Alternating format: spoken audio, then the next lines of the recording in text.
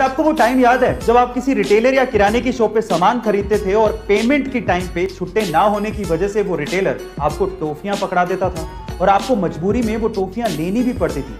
बहुत बड़ी प्रॉब्लम थी यहाँ, लेकिन जहां पर प्रॉब्लम होती है वहां पर अपॉर्चुनिटी भी होती है और पेटीएम ने इस चीज को भांप लिया था। इसी वजह से पेटीएम ने अपनी टॉफियां लॉन्च कर दी जिसका नाम पेटीएम स्वीट चेंज रखा। अब होता कुछ यूं कि अगर रिटेलर के पास चेंज नहीं होता तो वो कस्टमर को पेटीएम की टॉफियां पकड़ा देता और वही पेटीएम की टॉफियों पर एक यूनिक कोड होता था जिससे कस्टमर अपने पेटीएम अकाउंट में उतना ही पेटीएम कैश उस यूनिक कोड से ऐड कर लेता था। अब इससे कस्टमर को तो फ्री में टॉफियां मिल गई, रिटेलर का भी फायदा हो गया और पेटीएम को नए नए डाउनलोड्स और कस्टमर मिल गए।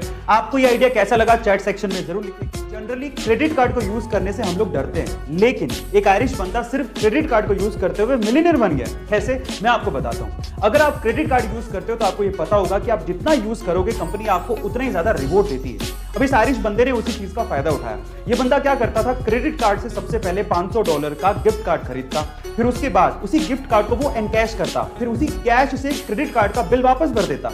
उसने कभी क्रेडिट कार्ड से परचेजिंग की ही नहीं। फायदा यह था कि कंपनी उसे हर $500 के गिफ्ट कार्ड पे $25 का रिवॉर्ड देती थी।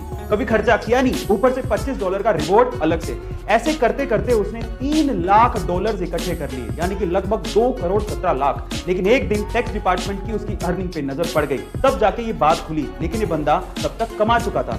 आपको इस जुगाड़ के बारे में क्या कहना है कमेंट सेक्शन में जरूर। इंग्लिश में ऐसे बहुत से वर्ड्स हैं जिनके बारे में हमें अच्छे से पता नहीं होता, इसी वजह से हम उन्हें गलत तरीके से इस्तेमाल करते हैं। उन्हीं में से 2 वर्ड्स हैं पॉइजनस एंड वेनमस। गाइस, मान लीजिए कि आपने कोई ऐसी चीज खाई है या फिर ऐसा कोई एनिमल खाया है जो कि जहरीला है, जिसकी वजह से आपकी मौत हो गई है। इन दैट केस वो चीज या फिर वो एनिमल आपके लिए है पॉइजनस।